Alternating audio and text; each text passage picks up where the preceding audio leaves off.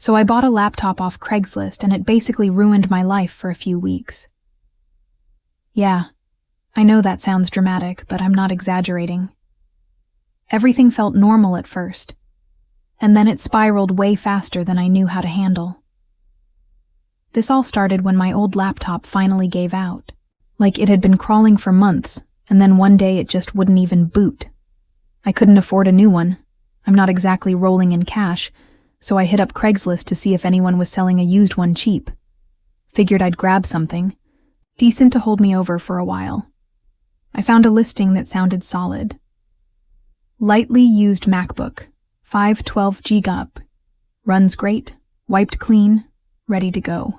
It was listed for $250, which was kind of a steal. Too cheap maybe, but not crazy enough to throw up red flags. The pics looked legit.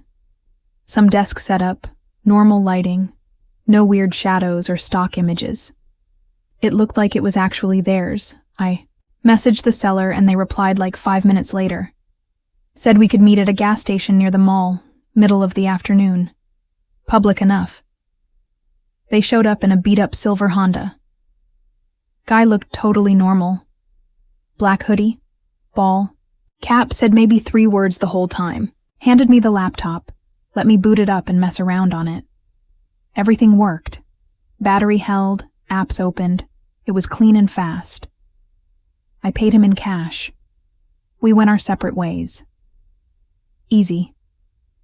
I got home and set it up properly. Reinstalled the stuff I needed for work, some creative apps, my Spotify, logged into email and all that. Ran perfect. I was actually kind of psyched about it. Thought I got lucky for once. That lasted 5 days. On the 6th day, I was watching a video when there was this loud knock on my door.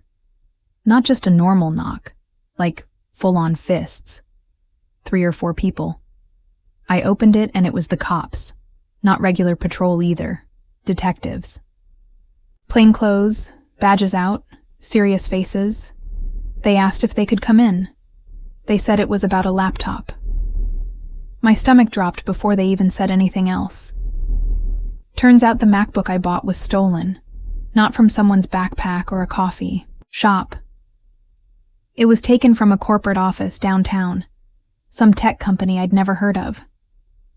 Apparently, a bunch of stuff was lifted during a break-in, and whoever did it used the laptop afterward to access the company's network. Like, hacked in remotely. Stole files, internal stuff, all kinds of confidential junk. And now it was traced back to me. They had an IP address. My IP address. Tied to this house. To my router. To that laptop. I told them straight up how I got it. Craigslist, gas station, guy in a Honda.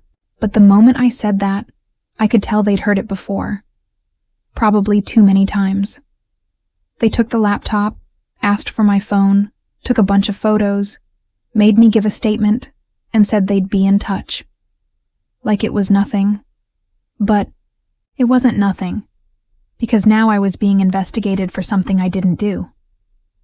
And the guy who actually sold it to me disappeared. I tried calling the number from Craigslist. Disconnected. Not even a voicemail. Just some automated message that sounded like the line didn't exist. I went back to the Craigslist listing. Gone. Completely wiped. Not just deleted, like it had never been there. I even tried searching for the exact title, every word I remembered, even screenshots of the post. Nothing. The email I messaged through Craigslist was one of those burner relay ones they use, and it was deactivated, too. I looked for similar listings from the same area, tried to find someone selling laptops with the same type of photos, same gas station meetup, same price range. Nothing popped up.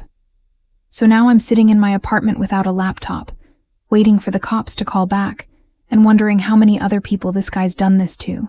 The worst part is they didn't even tell me if I was in trouble or not. They just took everything and said they'd figure it out. For 2 weeks I heard nothing. No updates. I had to do everything on my phone. Work, emails, job apps, even taxes. And I was paranoid every second. Like, thinking someone was watching me, waiting for me to mess up, not knowing if I was going to get arrested or just ghosted forever by the system. Eventually they called. Not to say I was cleared, but to ask more questions. Wanted to know if I'd accessed anything strange, opened any folders, seen anything weird in the files. I told them I didn't. All I did was open Safari, log into Spotify, and check my email. They didn't seem satisfied, but they didn't arrest me either. They told me they were focusing on the seller, which I'm pretty sure meant they hadn't found him. And honestly, I don't think they ever will. The dude didn't leave a single real thing behind. Fake name, burner phone, car probably wasn't even his. For all I know, the laptop wasn't even the only thing he sold that week, and I'm still stuck. I didn't get my laptop back. The cops said it was evidence now. They wouldn't even let me wipe it first. So now that's just gone. So is the money I paid. And I still get this weird pit in my stomach every time someone knocks on my door. What freaks me out most is that someone out there is running this scam like a business. Finding tech, flipping it, disappearing. And every time, someone like me gets caught in the middle. Someone who just needed a good deal and didn't ask enough questions. I still check Craigslist sometimes, not to buy anything, just to look. Just to see if he's back, using the same style of post. Same weird wording. I swear I saw a listing a few weeks ago that looked way too familiar. Different city, but same desk, same gas station meetup spot, same price. I reported it, flagged it. Who knows if anyone even saw it before it disappeared again. But yeah. Next time someone tells you they found a cheap MacBook on Craigslist, maybe tell them to just walk away. Or at least don't pay. In cash, you never really know where that thing came from, or what it already did.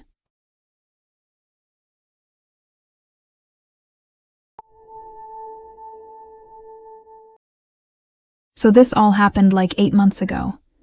I've never really told anyone the full thing, mostly because people start looking at you different when you say stuff like, I think someone was watching me while I slept.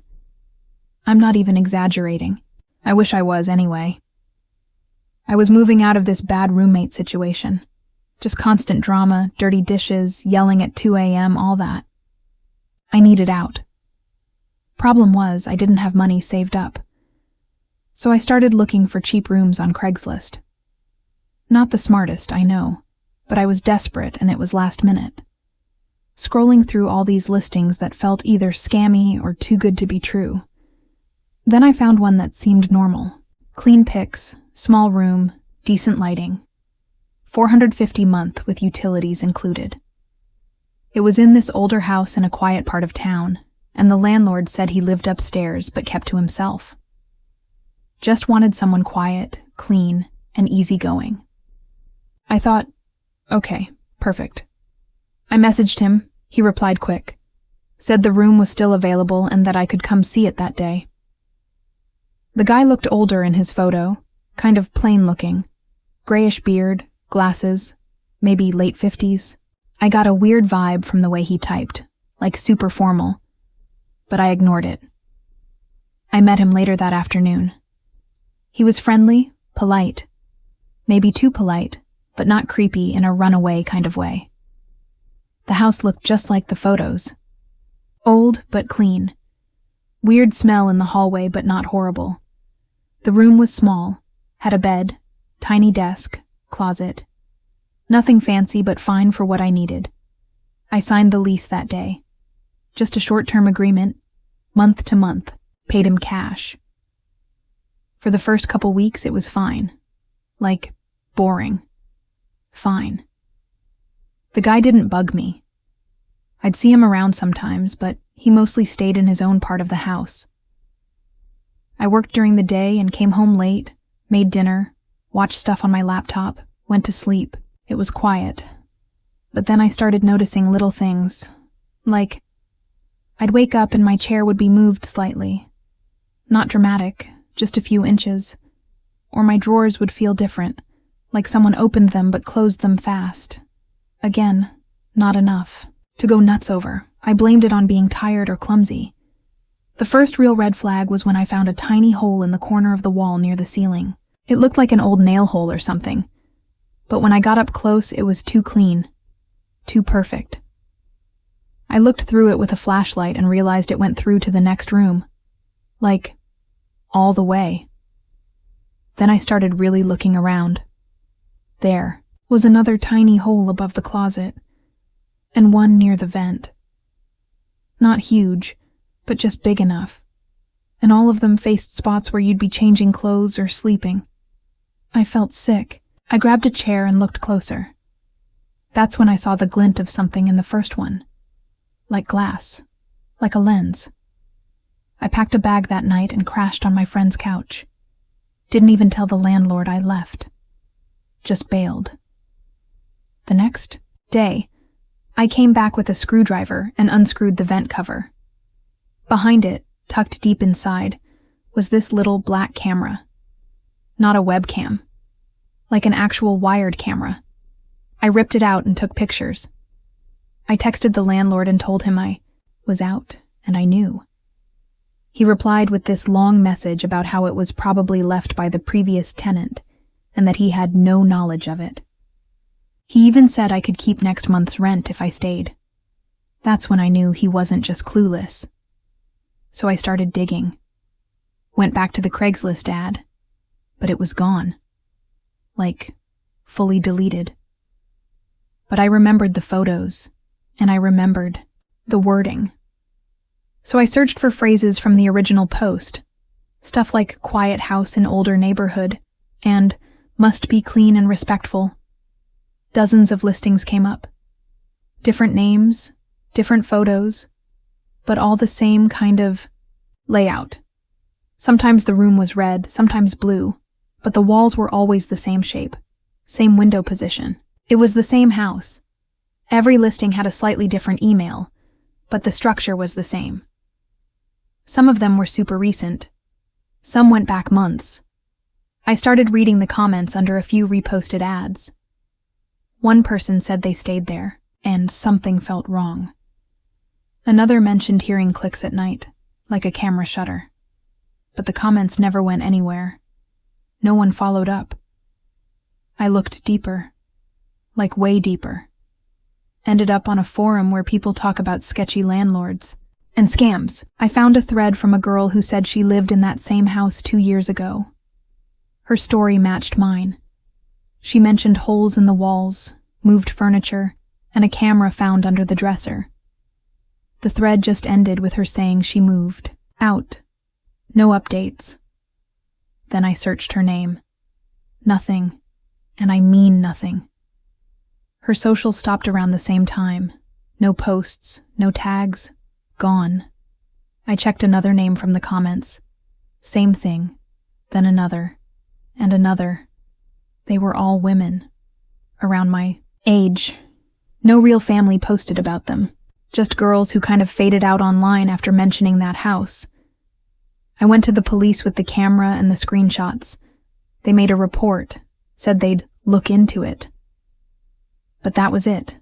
No callback, no follow-up. I even called a detective's line directly a couple weeks later, and they said it was being handled. Felt like a dead end. The house is still listed. Different names, different photos. I check once a week now, just to see. The newest one went up 3 days ago. Same deal. Quiet neighborhood, ideal for female student. Sometimes I wonder how many cameras are really in there, or what's behind the locked door at the end of the hallway. I never opened.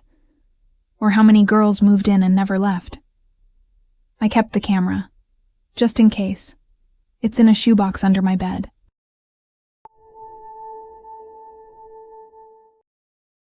I don't even really like dolls. I wasn't out there looking for them. I was actually scrolling Craigslist for storage stuff. Bins, boxes, anything cheap. We just moved into this weird little duplex and the whole place felt like a garage. Sale exploded inside it. I figured I'd find someone practically giving away plastic containers or old shelves. Instead, this ad pops up. It's just one sentence. Giving away hundreds of dolls. Must pick up. No photos, no price, nothing.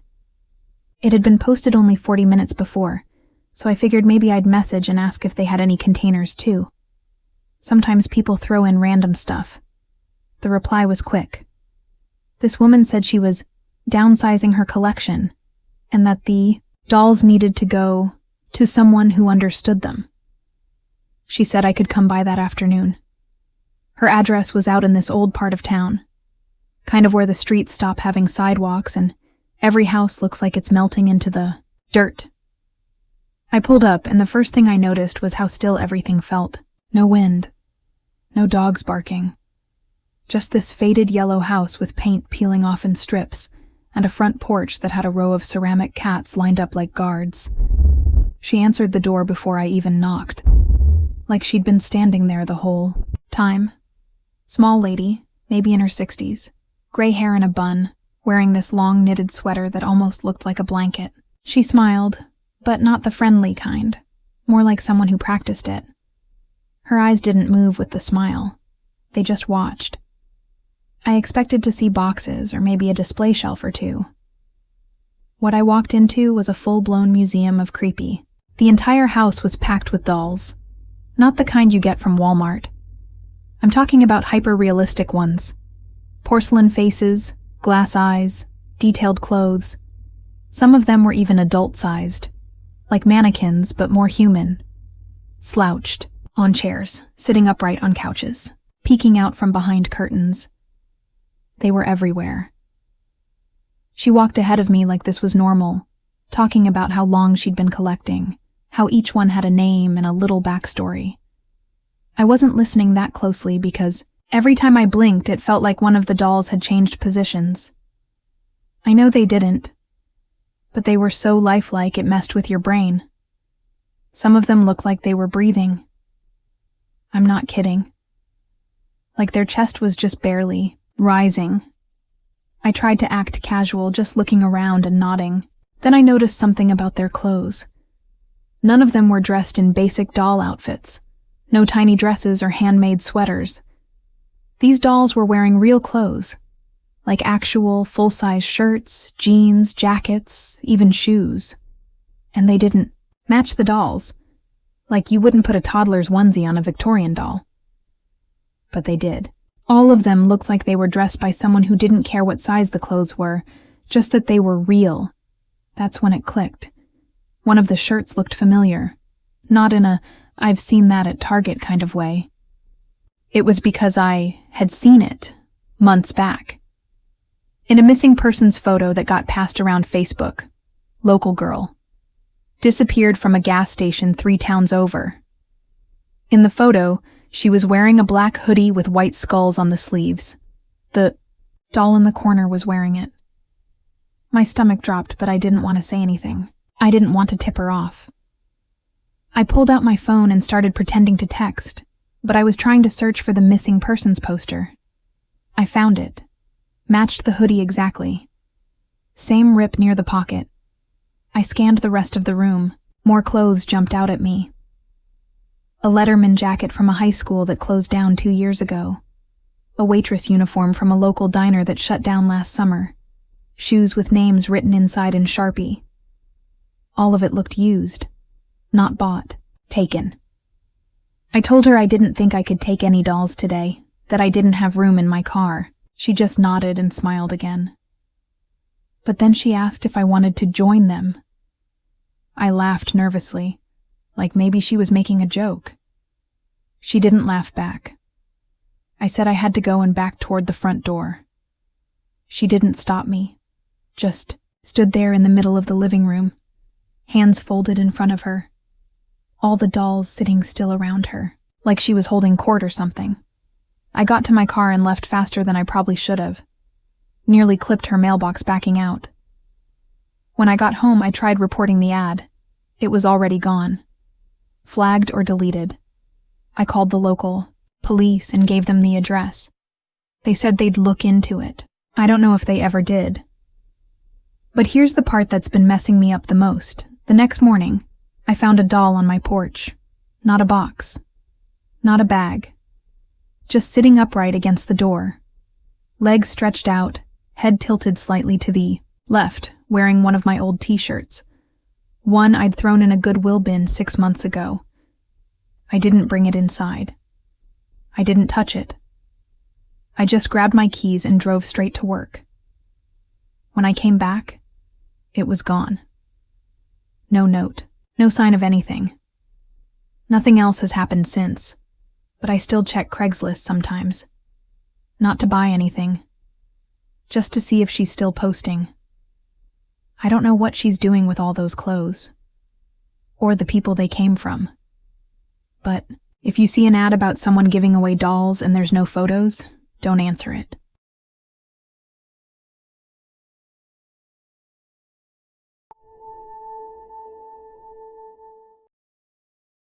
So we were trying to save money on weekend trips, right? Me and my girlfriend had been doing this low-budget travel thing. No hotels, just Airbnb and Craigslist swaps. House swapping was actually her idea. We'd done it once before with no problems, just traded homes with a couple from upstate for 2 nights. Left the keys under the mat, like some kind of trust exercise with strangers. This second one was the last time we ever tried it, and I haven't touched Craigslist since. The listing was simple. Quiet house in the hills, looking for city, weekend. The photos looked legit. 2-bedroom place with a garden, clean kitchen, nothing fancy. Said they were a small family, husband, wife, 1 kid, and wanted to visit the city for the weekend. We messaged them, swapped a few emails, sent pics of our place, and they agreed. They seemed super normal, even friendly. Signed off every message with, "Thanks again." So Friday afternoon we packed a couple bags, watered the plants, locked the windows, left the keys under the mat like we agreed. We even left them a welcome note. Something dumb like, "Help yourself to snacks, don't mind the creaky pipes." We were kind of proud of our little apartment. We even vacuumed before we left. The drive to their place was about an hour out. More rural than we expected. Long winding roads, pine trees everywhere. The kind of area where GPS starts getting glitchy and every mailbox is half rusted. But the house looked just like the pictures. Red shutters, little swing on the porch, white paint peeling in a way that felt more charming than creepy. Still, had this quiet, cozy vibe, like something out of an old storybook. We got the key from the flower pot and stepped inside. And that's when stuff started feeling weird. The air smelled off, like it had been shut up for a while. Not moldy or dirty, just still. Like the kind of silence you don't notice until you're inside it. The furniture was all clean, but it looked staged. Like nothing was out of place. Couch pillows fluffed. Perfectly dining table set with plates that hadn't been touched. Everything felt like it had been arranged for us. We dropped our bags and did the usual look around. The kids' room had drawings on the wall, little crayon pictures of stick figures and houses, but they looked old, like they'd been there a long time. Not taped up like a kid just made them, but faded into the wall like nobody had touched them in years. And then we found the photos, framed pictures all over the place, mantle, hallway, bedrooms. Normal at first. A smiling couple, a little boy, Christmas tree, birthdays. But then we noticed something weird. The faces. They were familiar. I thought maybe I was just imagining it. But the more I looked, the more sure I was. They were us, like our faces, in their family photos. Us at a picnic table. Us holding a baby that wasn't ours. Even one of me pushing a kid on a swing set I'd never seen in my life.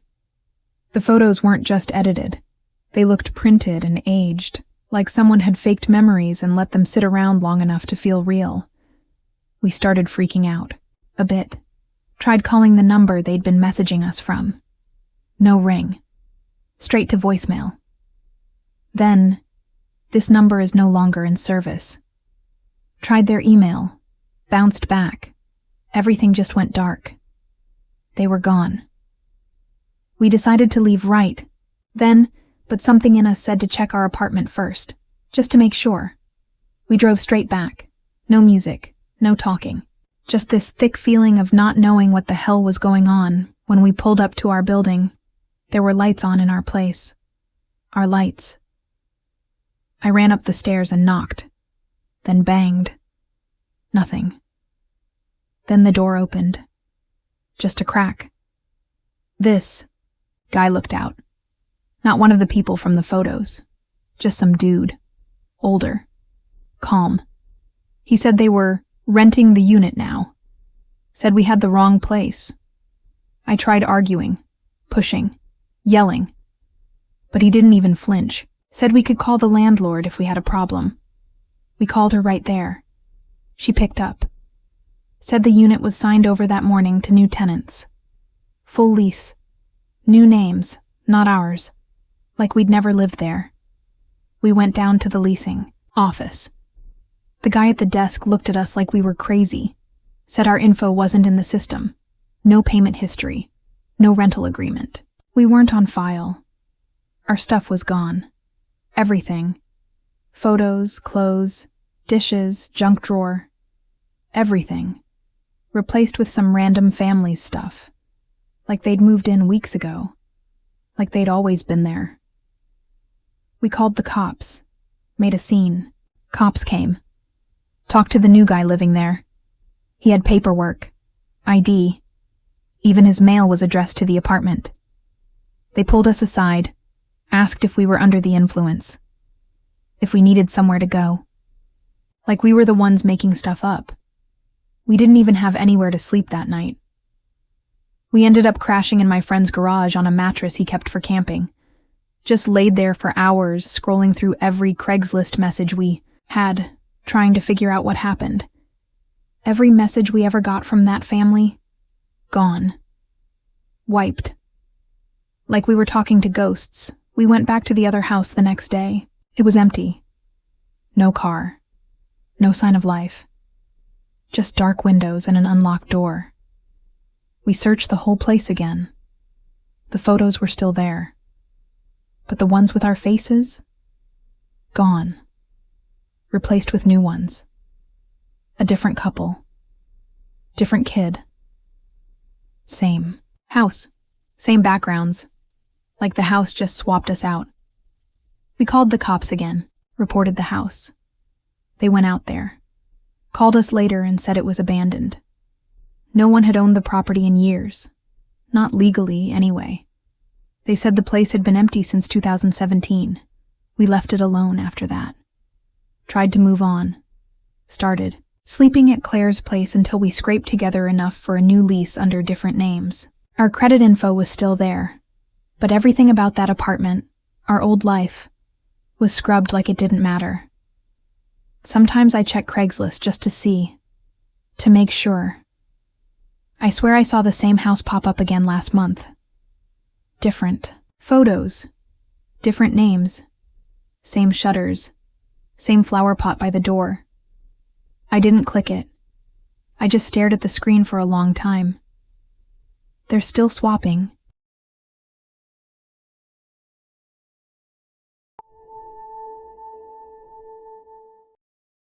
So this happened last fall. I still don't really talk about it because every time I do, I feel like I sound crazy. But whatever, I'm putting it out there. Maybe someone else has seen something like this. Maybe someone else answered the same. I was in my second year of college. Didn't have a car.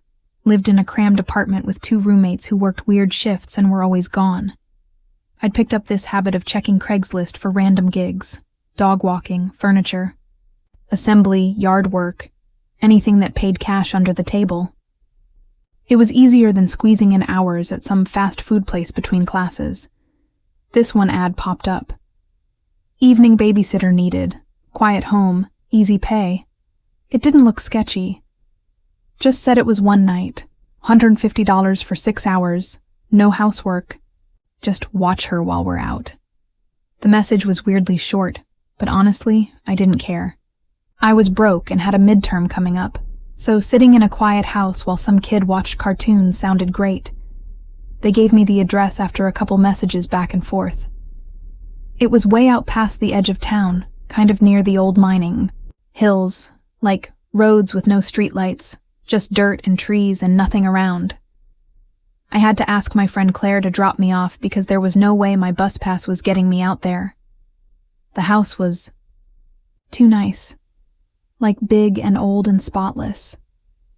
White porch, lantern lights, those old-fashioned windows with little panes. It almost looked fake. I remember thinking it felt like walking into one of those furniture catalogs where nobody actually lives. There. Claire didn't say much when she dropped me off, just that she'd come back at 11 to pick me up. I walked up, knocked, and the door opened like halfway, before I even finished knocking. A man and a woman stood there, maybe in their 40s, dressed too fancy for whatever they were going to, like he had a tie, and she had this long dress like they were headed to a wedding or something. They didn't really introduce themselves, just said thanks for coming, said she was already upstairs, and they'd be back later. Then they left. No tour, no emergency numbers, no instructions, just got in a black SUV and drove off. I stood there in the doorway for a second like, okay? I walked inside, locked the door, and called out a soft, hello? In case the kid was awake. No answer. I checked upstairs. 3 rooms. All clean. All empty. Except one with some toys and a little pink bed. No kid. I checked the closets. The bathrooms.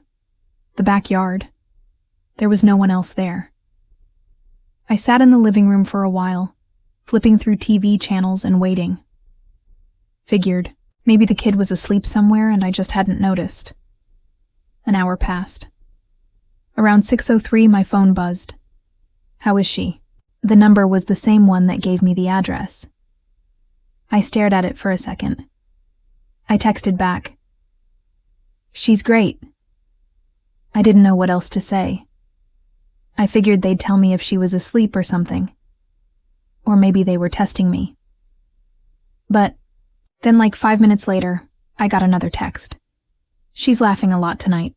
I froze. Because the house was dead quiet. No TV on. No music.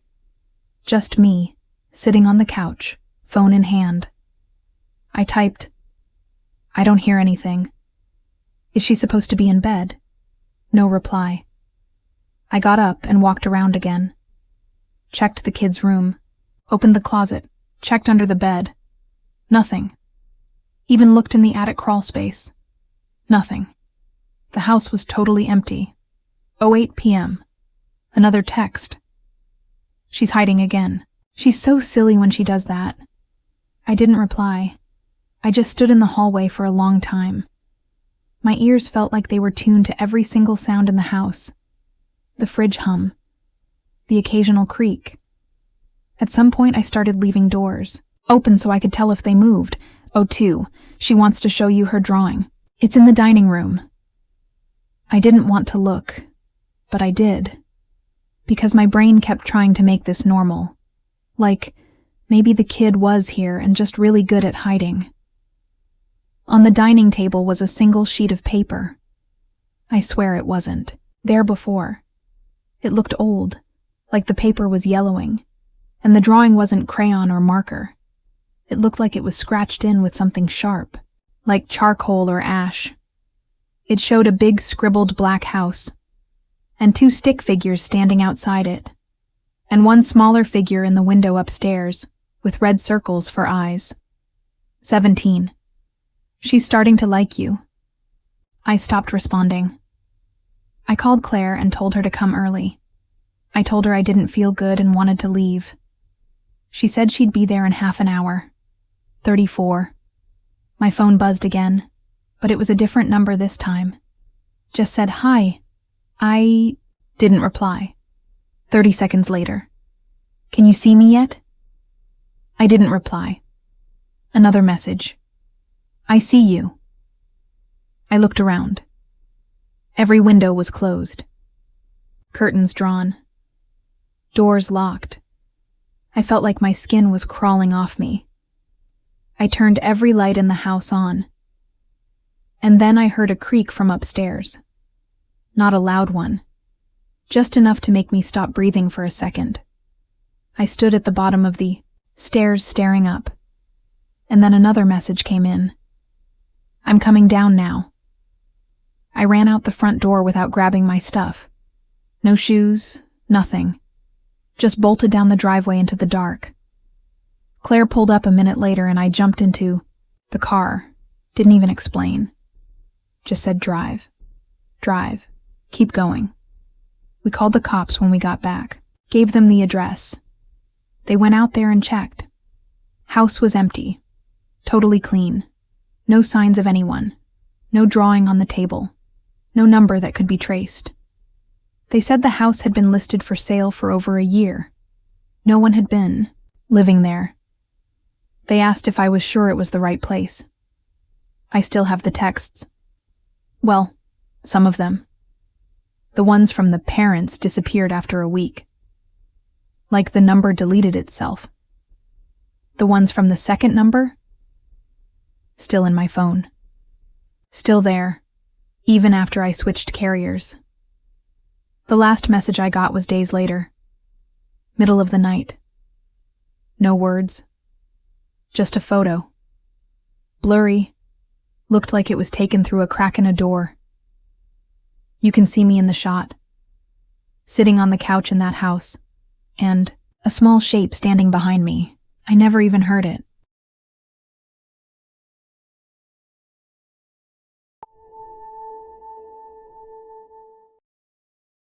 I wasn't even looking for a mirror. I was trying to find a cheap bookshelf or something boring like that. I'd just moved into this one-bedroom place on the edge of town, middle of nowhere vibes. It's the kind of apartment complex that looks like a dentist office, and every hallway smells like wet carpet and sadness. My budget was trash, and most of my furniture was either donated or picked up off the street, which is gross. I know, but broke is broke. Anyway, I'm scrolling through Craigslist late at night, because that's what I do when I can't sleep. And this listing pops up. Ornate mirror, $30 must pick up. And there's this photo of it. Not even a great photo, but it still looked cool. Big, tall mirror with this kind of old carved frame. Like wood that had those little swirls and vine patterns. Looked like something from a haunted house, but in a good way. Something you'd see in a movie where rich people are sad. I didn't think much about it. Just thought it'd make the place feel less empty. It looked expensive, and $30 felt like a steal. Messaged the seller. Got a reply like 5 minutes later. Said I could come the next morning. Place was about 40 minutes from me, just outside the city. Near these old farmhouses and back roads that don't have streetlights. It felt a little sketchy, but whatever. I drove out.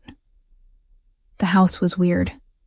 Not creepy exactly, just quiet. Like way too quiet for 10 in the morning. I knocked. Nobody answered. The mirror was already leaning against the garage with a post-it, stuck to the glass that said, "Paid, take it." I waited around for a bit, but nobody came out. I grabbed the mirror, loaded it into my car, and bounced. Got it home, wiped it down, and set it up in the hallway across from my bathroom. I didn't have a better spot for it, and I kinda liked how it reflected the light in the morning. Made the place feel less like a concrete box. It was cool at first. Like, it made my tiny place feel bigger. I'd catch glimpses of myself walking by, or when brushing my teeth, or getting ready for class. It was just a mirror, until it wasn't, first. Weird thing was this one night when I thought I saw someone behind me, not full-on saw them, but more like a shadow, or a blur. I was brushing my teeth and caught something in the mirror, like someone tall standing behind me. I spun around, obviously, but the hallway was empty. Chalked it up to being tired. Maybe. My eyes playing tricks. But then it happened again. Not every day. Just sometimes. And it wasn't always the same. Like, sometimes it was closer. Just this vague outline, not clear enough to say what it was. Never moved. Never blinked. Just stood there. Like it was watching me through the glass, but only when it thought I wasn't paying attention. I tried not to look directly into the mirror anymore. It's stupid, but I started brushing my teeth with my back to it. Even walking past it, I'd stare at the floor. It made me feel weird. Itchy in my brain, like I wasn't alone. I went back to Craigslist to look at the listing again, to maybe message the seller and ask where they got it from, or if they'd had anything weird happen. But the post was gone. Not like expired. Gone. Completely wiped. The messages I'd exchanged with them were still in my inbox, but when I clicked their profile, it was deleted. Their number? Disconnected. I tried. It just went straight to some dead robotic voice saying the line didn't exist. At that point, I started Googling. Not just the mirror, but stuff like mirror figures, seeing people in mirrors. Haunted. Furniture Craigslist. Most of it was dumb YouTube videos or creepypasta stuff. Nothing useful. Until I found this old forum thread. It was mostly collectors and weird antique people talking about stuff they bought secondhand. And there was one post buried in the comments that mentioned a mirror like mine. Not the same picture, but the way they described the frame. It was almost identical. Guy said he'd bought it at an estate sale and after a few months started seeing someone in the reflection. Tried to get rid of it, but couldn't. He said it always came back. Showed up in his hallway again the next day. He stopped posting after that. I found another thread, months old. Someone talking about buying a weirdly cheap mirror that made their dog bark at it constantly. They said they felt watched all the time and were trying to contact the seller. I tried to message them, but never got a reply.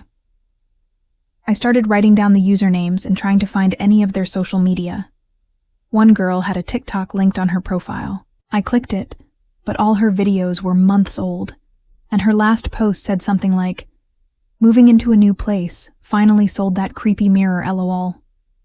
She never posted again. I even tried reverse image searching the mirror photo from the Craigslist ad. It didn't match anything, but I found another listing from 2 years ago with a mirror that looked the same. Different city. Same frame. Different seller. Also gone now. I think it's the same mirror. I think it just keeps moving. By now, the figure in the mirror wasn't just a blur. It had shape. Like a person. Tall, long arms, pale face that never showed clearly but was always kind of there. It stood behind me. Every time. And it got closer. Not in a dramatic horror movie way. Just slow. Patient. Always a step nearer, I stopped looking in mirrors altogether. Covered the bathroom one with a towel. Avoided the hallway. Started sleeping with the lights on. But it didn't stop. Even when I wasn't looking at the mirror, I'd feel it. Like something behind me, just outside my vision. I finally decided to throw it out. I dragged it outside, left it by the dumpster. Next morning it was gone. Not like trash gone. Just gone. No broken glass. No wood. Like it vanished. But when I came back inside, it was there. In the hallway. Leaning against the wall like it never left. I don't know what it wants. Maybe nothing. Maybe just to be seen. Maybe it feeds on that attention. That fear. I tried covering it with a sheet, but that made it worse. I could hear it behind the fabric. Scratching. Breathing. I don't sleep much now. I don't go near it. I just stay locked in my room and try not to think about it. I don't know how many people it's had before me. I don't know where it came from, but I think I'm next.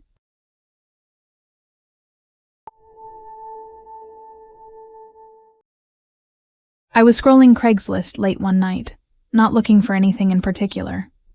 More like doom scrolling, but for cheap junk. College had me broke. Like, survive off noodles and toast broke. My fridge was tiny, and my roommates kept stuffing their crap in it. I'd been looking for a second-hand mini freezer or anything that worked. Then I found it. Free deep freezer. Great condition.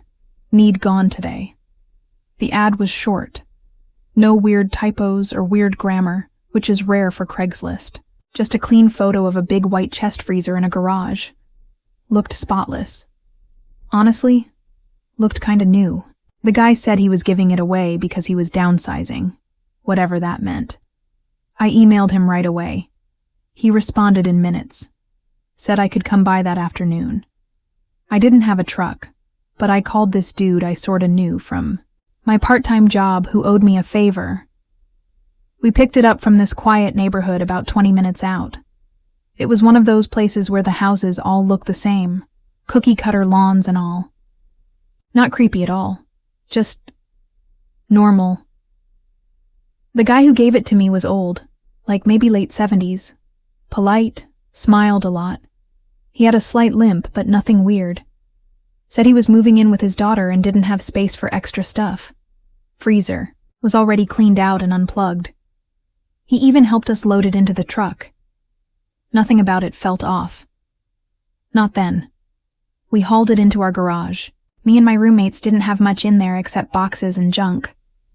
I plugged it in, and it started humming like it worked perfectly. And it did. For weeks.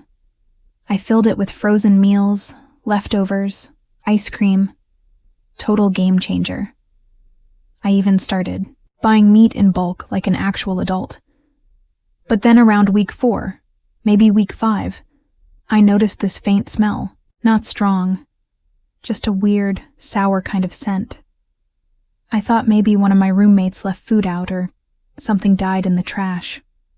We cleaned the whole garage. Still smelled off. I sniffed around the freezer, and yeah, it was coming from that direction. But the food inside was fine. No spills. No leaks. I figured maybe something got stuck under it when we moved it. It got worse. Slowly. And the weird thing was, it didn't smell like rotten meat. It smelled, I don't know how to explain it, kind of sweet but also rank.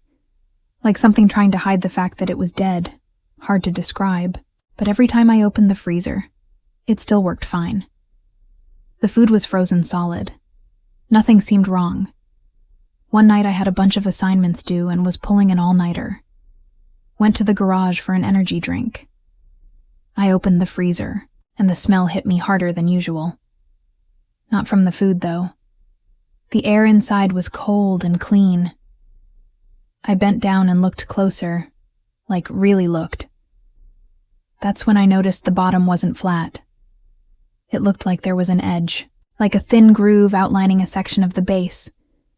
I hadn't seen it before because the light inside the freezer was dim, and I'd always just tossed stuff in without thinking. I moved everything out and started poking around. There were tiny screws at each corner. I grabbed a screwdriver and started messing with it. The panel lifted up easy. Underneath was a shallow compartment, like a secret false bottom. Maybe 4 inches deep. It wasn't empty.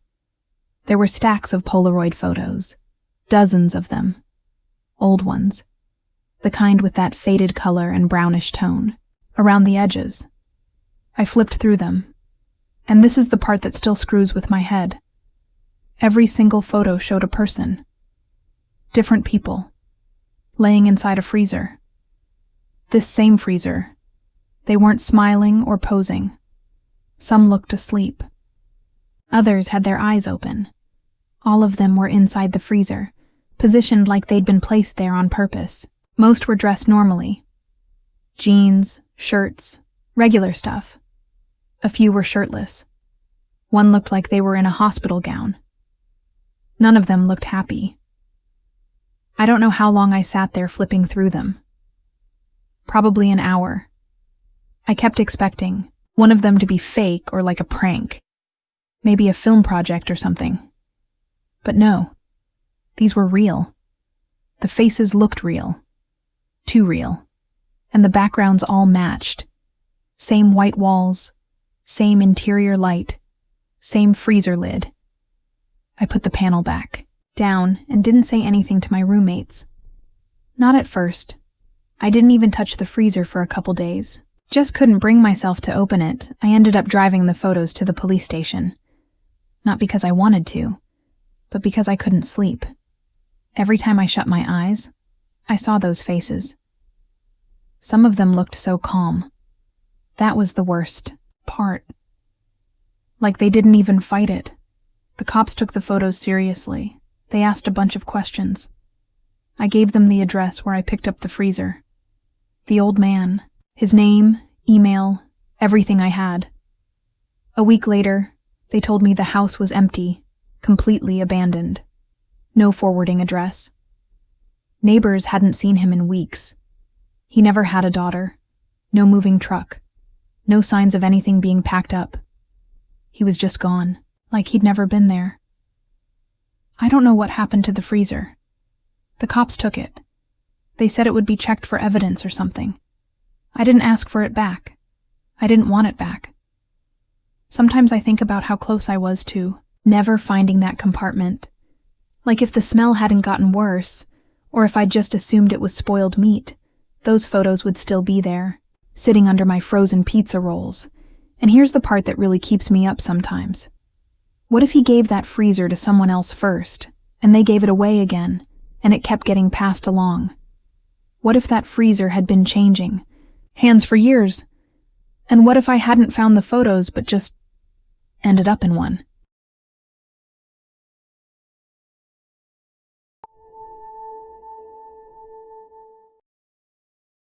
I didn't think much of it when I first saw the ad. Looking for a fake boyfriend for family gathering, good pay, must be convincing.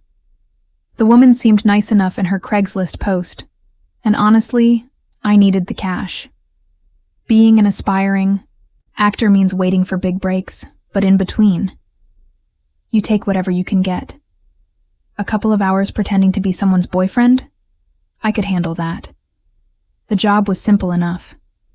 She said her family had been bugging her about her relationship status, her parents especially. She didn't want to deal with their constant pressure, so she needed someone to play the role of her boyfriend for just one evening. No strings attached. Just show up, smile, pretend to be in love, and leave after a few hours. The pay was good enough to get my attention, so I agreed. We set the time and location. Her apartment, around 6 p.m. It wasn't the fanciest place I'd ever been, too, but it was clear she was doing well for herself. The interior was stylish, but not over the top. Clean, organized, with soft lighting and a cozy atmosphere. It felt comfortable, and I felt at ease almost immediately. When I arrived, she greeted me at the door. She was friendly, put together, around my age, and clearly trying her best to make me feel like this wasn't weird. We didn't waste any time getting started. She introduced me to her family, her parents, 2 brothers, a sister-in-law, and a couple of nieces and nephews. They were all very warm and welcoming, like a family trying to make sure their daughter wasn't getting scammed or embarrassed by a stranger. The dinner started, and everything felt normal. Too normal, if I'm honest. I slipped into my role, easily, laughing at the right moments, participating in the conversations, making just enough small talk to seem like a believable boyfriend. The evening was smooth, a little awkward in parts, but that's to be expected when you're pretending to be someone's partner. I didn't think much of it at first. It was a job, a gig. Nothing more, nothing less. But as the night went on, I started noticing things. Little things at first. Like how the woman, let's call her Sarah, kept taking photos of me. I didn't think it was a big deal at first. I mean, her family was snapping pictures of everything, group shots, candid moments, food on the table, the works, but Sarah kept getting shots of just me.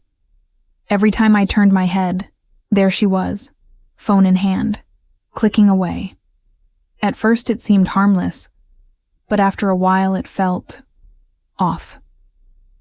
I'd be talking to someone at the table and she'd come up from behind, snapping a picture of me mid-sentence. Or I'd be laughing at a joke, and I'd catch her holding her phone out, catching the moment. It wasn't until she asked me if she could take a few more photos after dinner that I started to feel uncomfortable. I figured she just wanted some memories of the night, so I agreed, thinking it was just part of the deal. But as the night wore on, things got stranger. She started asking more personal questions that were way off the script. She asked about my real name, where I grew up, how long I had been acting. It was starting to feel less like a job and more like an interrogation. I tried to play it cool, answering her questions as best I could. She was friendly enough, but something about her was starting to feel invasive. By the time the dinner was over, I was ready to leave. I figured I had fulfilled my role, gotten my paycheck, and could head out. But Sarah wasn't done. She insisted that we keep the act going. I hesitated, but the pay was good, and she seemed genuinely grateful, so I agreed. We went to a bar, had a few drinks, and continued the whole fake relationship act. But by then, I could feel that something wasn't right. The next day, I got a text from Sarah. It was a little weird. She thanked me again for coming to the dinner, but she also said something like, "I had a great time last night. Would love to hang out again." At first, I thought maybe she was just continuing the charade, but when she started texting me a few days later, it became clear she wasn't just pretending anymore. She kept sending random texts about my day, my hobbies, things I hadn't shared with her. It wasn't normal for someone you just met, even if the act wasn't completely over yet. But I let it slide, not wanting to seem rude. Then, things escalated. One morning, I woke up to find my face on a dating site. I didn't know how it got there. There was my picture, my fake name, and a bio that didn't even remotely resemble me, just generic details about my interests, job, and lifestyle. I thought it was a prank at first, but as I scrolled, I found more listings, more profiles, all using my face. The details were different in every profile, but they all had one thing in common. They were me. Some had my face superimposed onto different names. Others had my exact information, like they had gotten it from my resume. How had this happened? I confronted Sarah about it, but she denied everything. She claimed she had no idea how my picture got on the site. She acted as if nothing had changed. I tried to let it go, but then more strange things started happening. My picture started showing up on job application sites, under positions I had never applied for. My email inbox flooded with job rejection letters, all for positions I hadn't even known existed. One night, I got a LinkedIn request from someone I didn't know, but it was clear they knew me, or at least they knew the me Sarah had built for me. I began to feel trapped. I tried deleting all my social media accounts, changing my email address, and even blocking Sarah's number. But it was no use. It was as if she had control over my entire life. I even noticed that my professional resume, which I had only shared with a handful of trusted people, had popped up on random websites. I couldn't explain it. Desperate to get answers, I contacted the police, but they didn't take me seriously. Without solid evidence of a crime, they couldn't do much. They told me to try and handle it on my own. Sarah disappeared shortly after that. Her phone went silent, and when I showed up at her apartment, it was empty. She had vanished, and so had everything connected to her. All I had were these strange profiles and job applications that seemed to be multiplying every day. I never heard from her again, and to this day, I don't know what her true intentions were. Was she trying to ruin my life? Or was there something else going on? Maybe she was playing some kind of twisted game. Or maybe she just wanted control over something, anything. I'll never know. But one thing is for sure, I'm never trusting another Craigslist ad again.